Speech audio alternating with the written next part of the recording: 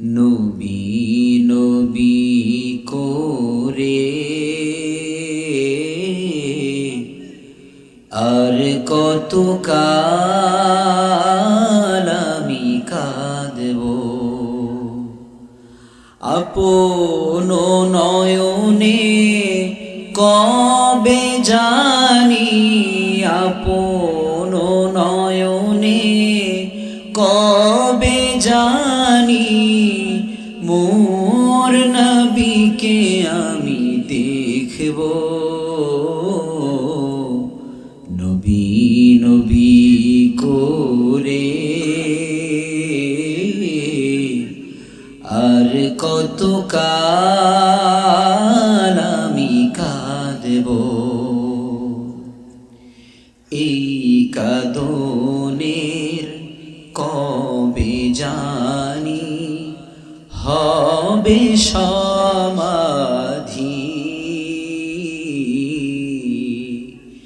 কেঁদে কেঁদে বুকের মাঝে হয়েছে নদী।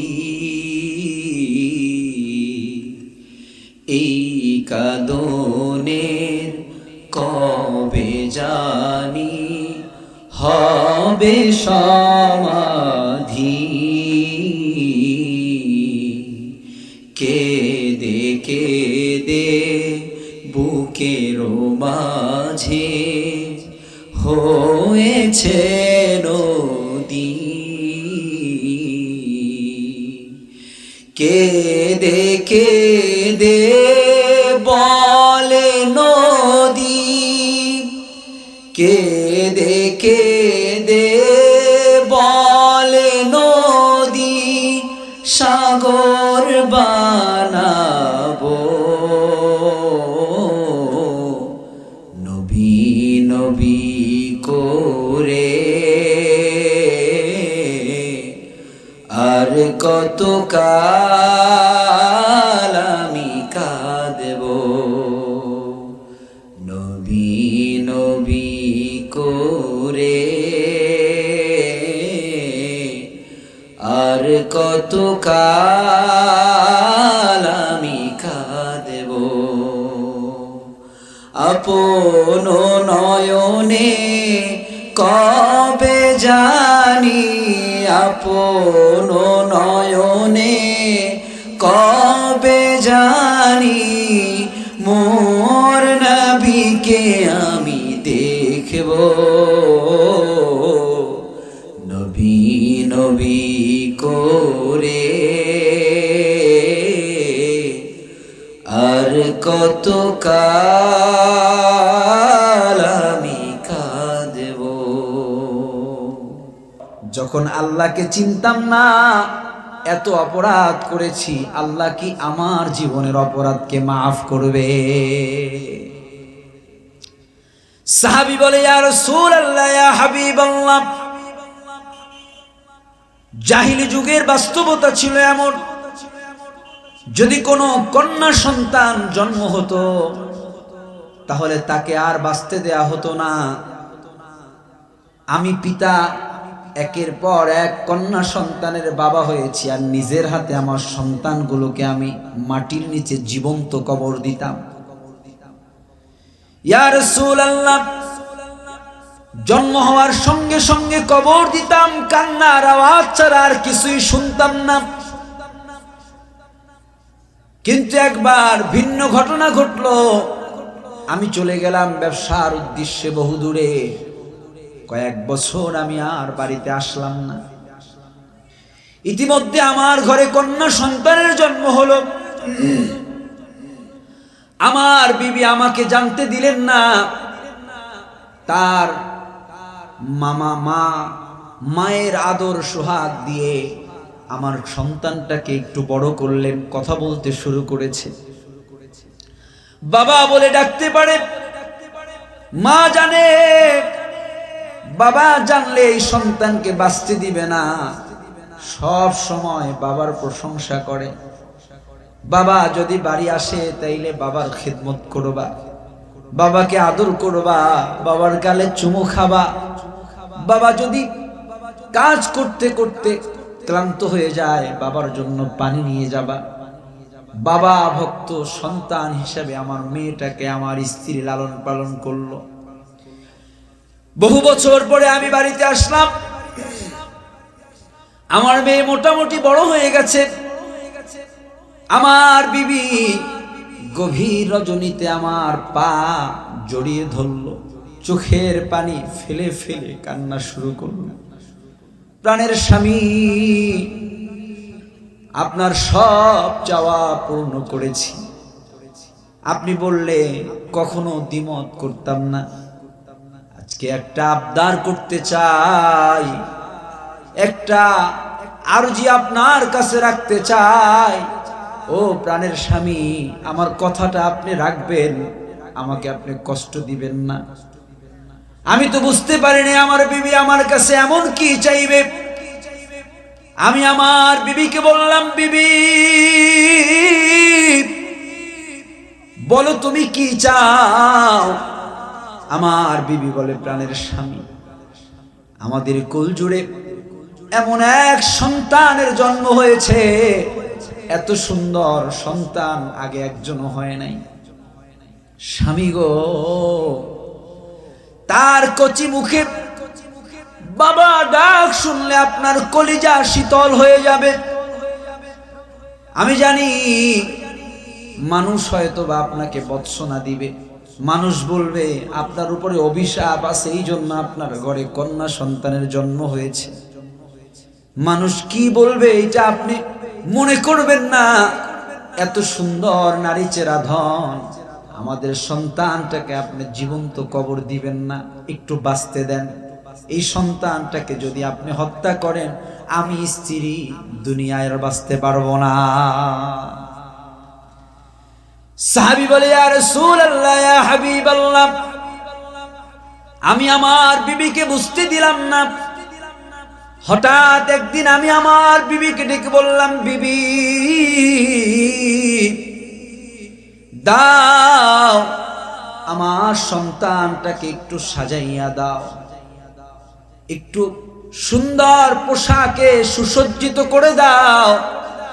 মক্কার রাস্তায় রাস্তায় ঘুরবো আর বলবো আমার ঘরে কত সুন্দর কন্যা সন্তান, এত সুন্দর কন্যা সন্তান আমার আছে। আমি মানুষের কাছে প্রকাশ করতে চাই, আমার সন্তানকে আর আমি লুকায় রাখতে চাই না। স্ত্রী তো বুঝতে পারে নাই বাবার কি চাওয়া।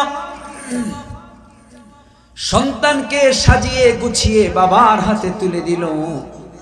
বাবা মক্কা নগরীর দিকে নয়, বাসা থেকে বের হয়ে মরুভূমির পথ ধরে গহীর মরুভূমির অরণ্যে চলে গেল। ইতিমধ্যে রোদের তাপ বেড়ে গেল, উত্তপ্ত হয়ে উঠল মরুভূমি। ওই মরুভূমির মধ্যে দাঁড়িয়ে থাকা বড় কঠিন হয়ে গেল। সাহাবী বলে, ইয়া রাসূলুল্লাহ, চারদিকে নজর করলাম, কোনো মানুষ দেখা যায় না, কিছুই দেখা যায় না, শুধু বালু আর বালু।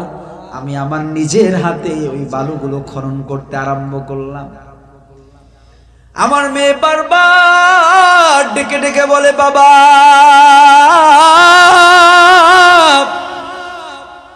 এত কষ্ট করে কেন তুমি গর্ত খনন করছো? আব্বু গো, তুমি কি দেখো না তোমার কপাল বেবে ঘামের পানিগুলো পড়তেছে, তোমার দাড়ির মধ্যে বালুর কণাগুলো ঢুকে পড়েছে, মাথার কোকড়ানো চুলের মধ্যে পাথরের টুকরাগুলো ঢুকে পড়েছে। আব্বু এত কষ্ট করে গর্ত খননের প্রয়োজন নাই, চলো বাড়ি ফিরে যাই। কবি বলে, ইয়া আবি ইয়া আবি লিশিত বি হাদা জিসম দখল ফি লুতুফ আনতা লিহিয়া দাখিল সুরাব হি আনতা দখল বাজবি হাজার বাবা লিশিত বি হাদা হাদা বলে হাবিবি আল্লাহ। চিৎকার মেরে বলুন আল্লাহু আকবার। সাহাবী বলে, ইয়া রাসূলুল্লাহ, আমার মেয়ে আমার মাথার ঘামগুলো মুছে দেয়, গালে চুমু খায় আর বলে, বাবা এত কষ্ট করে গর্ত খননের প্রয়োজন নাই, চলো বাড়ি ফিরে যাই। আমি আমার মেয়েকে বললাম, মা একটু অপেক্ষা করো, একটু পরে বুঝবা কেন গর্ত খনন করলাম। ইতিমধ্যে গর্ত খনন হয়ে গেল। আমি আমার মেয়েকে ডাক দিয়া বললাম, মা কাছে আয় রে মা, কাছে আয়, দেখে যা কেমন গর্ত খনন করলাম। আমার অবুঝ মেয়ে যখন গর্তের দিকে নজর দেয়, আমি একটা ধাক্কা মেরে আমার মেয়েটাকে গর্তের মধ্যে ফেলে দিলাম। আমার মেয়ের আর বুঝতে বাকি নাই আমার বাবা আর আমাকে বাঁচতে দিবে না। আমার মেয়ে চিৎকার মেরে বলে, বাবা আমি বুঝেছি তোমার মেয়ে হয়ে জন্মেছি, এটাই আমার জীবনের বড় অপরাধ। আব্বু গো, জীবনে কোনোদিন আমি তোমাকে বাবা বলে ডাকবো না, তুমি আমার বাবা, এই পরিচয় আমি কারো কাছে দিব না। এই শহর ছেড়ে আমি অন্য শহরে চলে যাব, চিরদিনের মতো বিদায় নিয়ে যাব। বাবা তুমি আমাকে প্রাণে মেরো না। সাহাবী বলে, ইয়া রাসূলুল্লাহ, মেয়ের চিৎকার গুলো আমার কানে আজও বাজে। তখন শয়তান আমাকে ওয়াসওয়াসা দিল, রে রে দাহিয়া, তোর ঘরে কন্যা সন্তান আছে, এটা যদি মানুষ জানে তাইলে তোরে বৎসনা দিবে। মানুষ আছে। আমার ভাইয়েরা, যদি আপনি লাইন বাই লাইন ধরে ধরে মিলান, জাহিলি যুগটা যেমন ছিল এই যুগটা তেমনি, শুধু ভিন্নতা হলো ওই যুগে সরাসরি বলতো যে আল্লাহকে মানি না, আর এই যুগে ইশারা ইঙ্গিতে বলে। কি বলে? কথা বলে না। ওই যুগে বলতো আল্লাহর আইন আমরা মানবো না, আর এই যুগে বলে আমরা তো শরিয়া আইনে বিশ্বাসী না। কথা কয় না, সত্য না মিথ্যা? ওই যুগের কাফেররা বলতো যে আমরা আল্লাহর ক্ষমতায় বিশ্বাসী না, আর এই যুগে বলে জনগণ ক্ষমতার উৎস। কথা শুনতে দুই রকম, অর্থ কি এক না অভিন্ন? জোরে বলেন। তাইলে ওই যুগের সাথে এই যুগের মিল আছে না নাই? ওই যুগে নারী পুরুষ ব্যভিচার করত, আমাদের দেশে তো ব্যভিচারের কোনো জায়গা নাই, আছে? হ্যাঁ, ভাইয়েরা আমার, ওই যুগে কন্যা সন্তান দুনিয়া আসার পরে তাকে হত্যা করা হতো। আর আধুনিক যুগে 4 মাস 5 মাস হইলেই আলট্রাসোনোগ্রামের মাধ্যমে বোঝা যায় যে এটা আছে ভিতরে, এটা লেডিস না জন্ডিস, বোঝা যায় কি যায় না? এমন হাজারো ঘটনা আছে। পেটের মধ্যেই সন্তান হত্যা করে। আওয়াজ করে বলেন ঠিক কিনা? আমার ভাইয়েরা বুঝেন, স্বয়ং আবু জাহেল, জোরে বলেন নাম কি? আবু জাহেলের নাম কিন্তু আবু জাহেল না, নাম ছিল আবুল হেকাম, বুদ্ধির বাপ। জোরে বলেন নাম কি? এটাকে আধুনিক রূপ দেওয়া হয়েছে। এই যুগে বুদ্ধির বাপ বলে না, বলে বুদ্ধিজীবী। আছে না নাই? এই দেশের বড় হুজুরকে মনে হয় বুদ্ধিজীবী বলা হয়। হ্যাঁ, আপনাদের পাশের জেলা মুন্সিগঞ্জ, পাশের জেলা না? কাছাকাছি তো, মুন্সিগঞ্জ কাছাকাছি না? এখানের একজন বৃদ্ধ আলেম আছে, হযরত মাওলানা আব্দুল হামিদ হাফিজাহুল্লাহ। নাম শুনছেন? মধুপুরের পীর সাহেব, নাম শুনেন নাই? খতমে নবুয়ত সংরক্ষণ কমিটির উদ্যোগে গতকালকে নাকি সোহরাওয়ার্দী উদ্যানে বিশাল আয়োজন হলো। তাইলে মধুপুরের পীর সাহেব হুজুর একজন বয়োবৃদ্ধ মানুষ, এর মনে হয় বুদ্ধিজীবী বলা হয়। কথা কয় না? তাহলে বুদ্ধিজীবী কাদেরকে বলা হয়? শাহরিয়ার কবিরকে বলা হয়। মাথায় চুল আছে, হ্যাঁ, এখন কই আছে খবর নাই। আচ্ছা, তো এইরকম যারা নাস্তিক মুরতাদ, যারা জীবনের সবটুকুন সময় ইসলামের বিরুদ্ধে ভাবে, এদের নাম দেওয়া হয়েছে বুদ্ধিজীবী। কথা ভুল বললাম না সত্য বললাম? আপনারা আমার সাথে জবাব দিচ্ছেন না ভাইয়েরা আমার। তাহলে ওই যুগে ইসলামের বিরুদ্ধে অবস্থান নিছে আবুল হেকাম, বাংলা অর্থ হইল বুদ্ধির বাপ। আর এই যুগে যারা ইসলামের বিরুদ্ধে অবস্থান নেয় এদেরকে কি বলা হয়? বুদ্ধি। তাইলে ওই যুগের সাথে এই যুগের মিল আছে না নাই? জোরে বলেন। কাদিয়ানীরা অমুসলিম, এটা ঘোষণা দেওয়া যাবে না, এটা তাদের মানব অধিকার। এটা কি? জোরে কন। এটা দেওয়া যায় না, তারা সংখ্যালঘু। এরকম হাজারো কথা আছে না নাই? দেশের হিন্দুরা মূর্তি পূজা করবে, এটা তাদের ধর্মীয় অধিকার। সত্য না মিথ্যা? এভাবে নাস্তিক তার দেহের পোশাক খুলে রাস্তায় হাঁটবে, এটা তার অধিকার। এটা কি? অধিকার। শুধু হুজুররা দাড়ি রাখতে পারবে না, কারণ দাড়ি রাখলে আগরে আর হুজুর মনে হয় না, তখন মৌলবাদ মনে হয়। কথা সত্য না মিথ্যা? কথা বোঝা যায়? আমার ভাইয়েরা, আমি লম্বা করতে চাই না, জ্ঞানীদের জন্য ইশারাই যথেষ্ট। ওই যুগের সঙ্গে এই যুগের অনেক মিল আছে। আমি বোঝাতে চাই ওই যুগের মানুষগুলো ভালো হয়েছে। কথা সত্য না মিথ্যা? কেমন ভালো হয়েছে? আল্লাহ রাব্বুল আলামিন রাসূলুল্লাহর সঙ্গী সাথী সাহাবায়ে কেরাম সম্পর্কে স্বয়ং আল্লাহ তাআলা বলেন, রাদিয়াল্লাহু আনহুম ওয়া রাদু আন। ও দুনিয়ার মানুষেরা শোনো, আমার বন্ধুর সঙ্গী সাথী যারা, তারা আমি আল্লাহর প্রতি খুশি, আমি আল্লাহও তাদের প্রতি খুশি। ওই যুগের মানুষেরা ভালো ছিল। কেমন ভালো? একটা উদাহরণ যথেষ্ট। আমাকে 15-20 মিনিট দিবেন আপনারা? হ্যাঁ, আছে, সময় আছে ভাইয়েরা আমার? আলহামদুলিল্লাহ, আধা ঘন্টা আছে। আছেন তো সবাই? একটা উদাহরণ দিতে চাই। কয়টা? ওই যুগের মানুষেরা কেমন ভালো, আর আমরা যারা আছি, ইনশাআল্লাহ আমরা যারা আছি আমরা কেমন, মিলানোর দরকার আছে না নাই? রাসূলুল্লাহর সাহাবী সাইয়্যিদুনা হযরত ওমর ফারুক রাদিয়াল্লাহু তাআলা আনহু, তিনি যখন ইসলামের খেলাফতের দায়িত্বে আসলেন, তখন তার সময়ের একটা ঘটনা আমার ভাইয়েরা আমি একটু পূর্ব থেকে টেনে আনতে চাই, কষ্ট হবে না তো? বদর যুদ্ধ হয়ে গেল। বদরের যুদ্ধে মুসলমানদেরকে বিজয় দিয়েছে একজন। আওয়াজ করে বলেন তিনি কে? মুসলমানদের সৈন্য সংখ্যা কম, অস্ত্র আধুনিক না, অস্ত্র কম না বেশি, ঘোড়া নাই, উট নাই, শক্তিও কম, পক্ষান্তরে কাফেরদের লোকবল বেশি, যুদ্ধ কৌশল তাদেরটা ভালো। এরপরেও আল্লাহ তাআলা বিজয় দিয়েছে মুসলমানদেরকে। জোরে বলি আল্লাহু আকবার। আমার ভাইয়েরা গভীর মনোযোগ।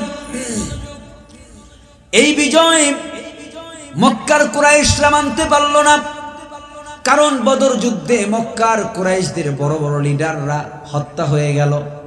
এর প্রতিশোধ নেয়ার জন্য রাসূলুল্লাহর সাহাবী হযরত খুবাইব রাদিয়াল্লাহু তাআলা আনহু তাকে প্ররোচনা দিয়ে, তার সঙ্গে প্রতারণা করে মক্কার কাফেররা তাকে বন্দী করে ফেলল।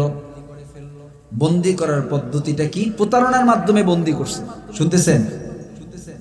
বন্দী করে তারা উল্লাসে মেতে উঠল। উল্লাস এমন ভাবে করতেছিল কেমন যেন তারা বিজয় অর্জন করে ফেলেছে। হযরত খুবাইব রাদিয়াল্লাহু তাআলা আনহুকে বন্দী করে মক্কার তানঈম নামক প্রান্তে নিয়ে যাওয়ার জন্য তারা রওনা শুরু করলো। বিশাল গণজমায়েত হয়ে গেল। মক্কার যুবক তরুণ, মক্কার কিশোর, বৃদ্ধ বনিতা, নারী পুরুষ সবাই দলে দলে ছুটতে থাকলো। তানঈম নামক প্রান্তে যাবে। ওই জায়গায় খুবাইব রাদিয়াল্লাহু তাআলা আনহুর বিচার করা হবে।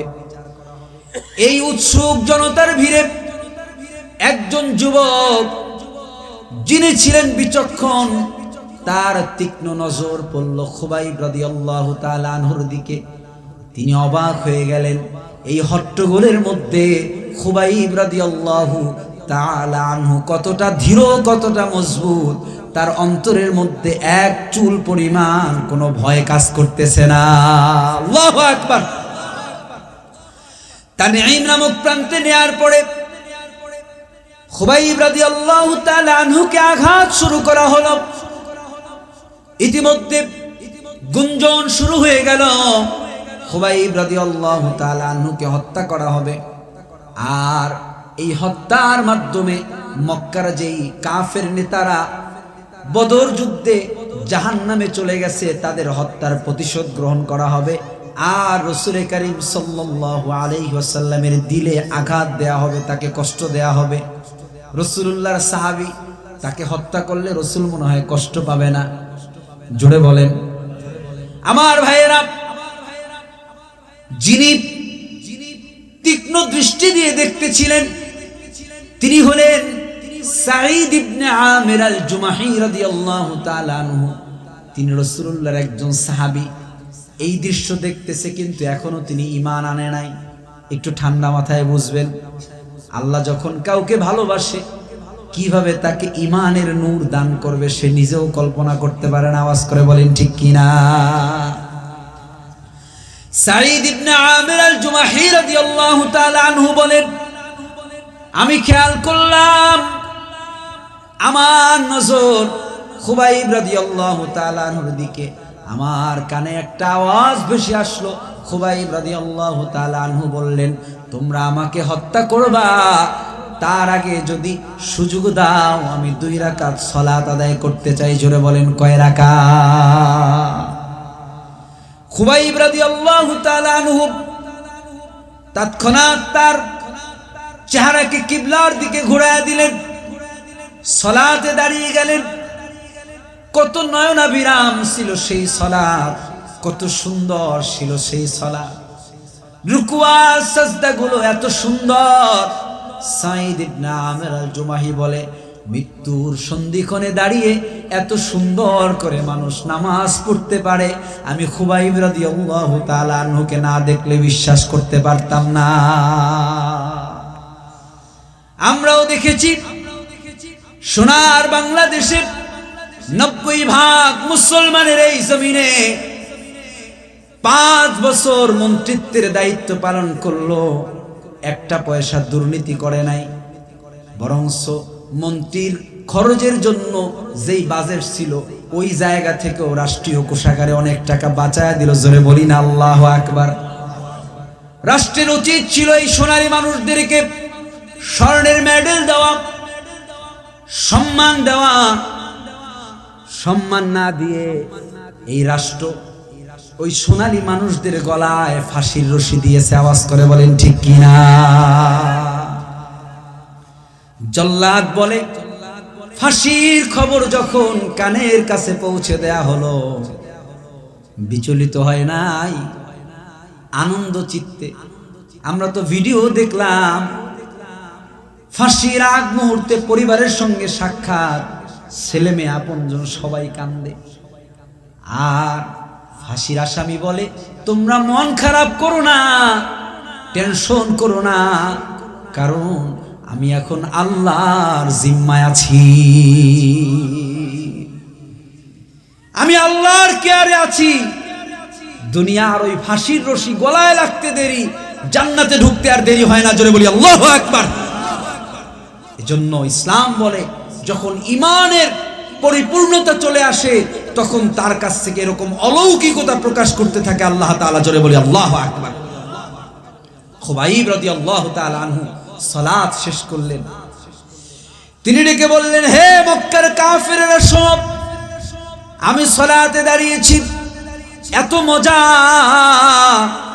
আমার মাওলার কদমে সিজদা দেওয়ার কারণে আমার হৃদয়ের মধ্যে এত আনন্দ অনুভব হয়ে গেল। আমার দিল চাচ্ছিল না এই সালাত যেন শেষ করি, কিন্তু আমি ভাবলাম সালাতে দেরি হওয়ার কারণে তোমরা বলবা জীবন বাঁচানোর জন্য সময়কে ক্ষেপণ করতেছে, তোমরা যেন এই কথা না বলতে পারো, এই জন্য আমি আমার সালাতকে শেষ করলাম। কাফেররা বলে উঠল, খুবাইবকে শুলে চড়াও। আর তার গায়ের মধ্যে তীর তরবারি দিয়ে আঘাত শুরু করা হলো, চাবুক দিয়ে তাকে পেটানো আরম্ভ করা হলো। একের পর এক উপর্যুপরি আঘাতে তার দেহকে রক্তাক্ত করে ফেলা হলো। এমন সময় কিছু কাফেররা বলল, খুবাইব তোমাকে আমরা ছেড়ে দিব, নিশ্চিন্ত মনে তুমি বাড়ি চলে যাবা, তবে শর্ত হলো তোমার জায়গায় তোমার রাসূল মুহাম্মাদুর রাসূলুল্লাহ সাল্লাল্লাহু আলাইহি ওয়াসাল্লামকে বন্দী করব। খুবাইব রাদিয়াল্লাহু তাআলা আনহু বলে, হে মক্কার কাফেররা শোনো, তোমরা আমাকে বন্দী করবা এতে আমার কষ্ট নাই, তোমরা আমাকে হত্যা করবা এতে আমার কষ্ট নাই, কিন্তু আমার জায়গায় আমার রাসূলকে বাঁধবা এটা তো বহু দূরের কথা। যদি আমার রাসূলুল্লাহর দেহের মধ্যে একটা কাঁটাও বিঁধে আমার রাসূল যদি চুল পরিমাণ কষ্ট পায়, আমি খুবাইব সহ্য করতে পারবো না। কাফেররা তাকে হত্যার আদেশ দিয়ে দিল। খুবাইব রাদিয়াল্লাহু তাআলা আনহুকে নির্মমভাবে হত্যা করলো, দেহ থেকে হাত পা গুলো আলাদা করলো, দেহের মধ্যে তরবারির আঘাতে আঘাতে দেহকে ছিন্ন বিচ্ছিন্ন করে ফেলা হলো। খুবাইব রাদিয়াল্লাহু তাআলা আনহু আসমানের দিকে তাকালেন আর বললেন, আল্লাহুম্মা আহসিহিম আদাদা ওয়াকতুলহুম বাদাদা ওয়ালা তুগাদির মিনহুম আহাদা। হে আমার আল্লাহ, যারা যারা আমার উপরে জুলুম করলো আপনি এদের হিসাব বুঝে নিবেন, আপনি এদেরকে চিনে রাখেন, আপনি প্রত্যেকের পক্ষ আমার পক্ষ থেকে প্রত্যেকের ব্যাপারে প্রতিশোধ গ্রহণ করবেন। আয় আল্লাহ, কিয়ামতের ময়দানে এর শতভাগ হিস্সা আমি আপনার কাছে বুঝে নিব। আল্লাহু আকবার।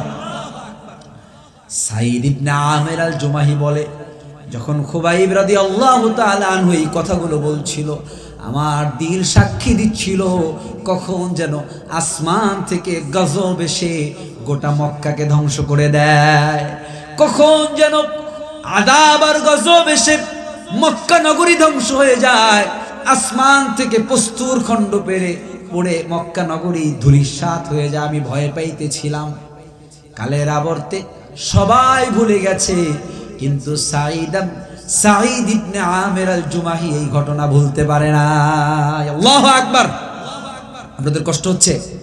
আমার মূল পয়েন্টে চলে আসছি। সাঈদ ইবনে আমির আল জুমাহি বললেন, হে মক্কার কাফেররা শোনো, তোমাদের সঙ্গে আমার আর কোনো সম্পর্ক নাই, আমি সব সম্পর্ক বিচ্ছেদ করলাম। আমি সাক্ষ্য দিচ্ছি, আশহাদু আল্লা ইলাহা ইল্লাল্লাহু ওয়াহদাহু লা শারীকা লা ওয়া আশহাদু আন্না মুহাম্মাদান আবদুহু ওয়া রাসূলুহু। এই শাহাদা বাক্য পাঠ করলেন, ইসলাম কবুল করলেন, আর মক্কায় রইলেন না, রাসূলুল্লাহর সান্নিধ্য পাওয়ার জন্য মদিনায় হিজরত করে চলে গেলেন। রাসূলুল্লাহর সঙ্গে অনেকগুলো যুদ্ধে অংশগ্রহণ করলেন। আবু বকর ওমরের সময়ে সাঈদ ইবনে আমির আল জুমাহি ছিলেন ইসলামের একজন তলোয়ার। জোরে বলি আল্লাহু আকবার।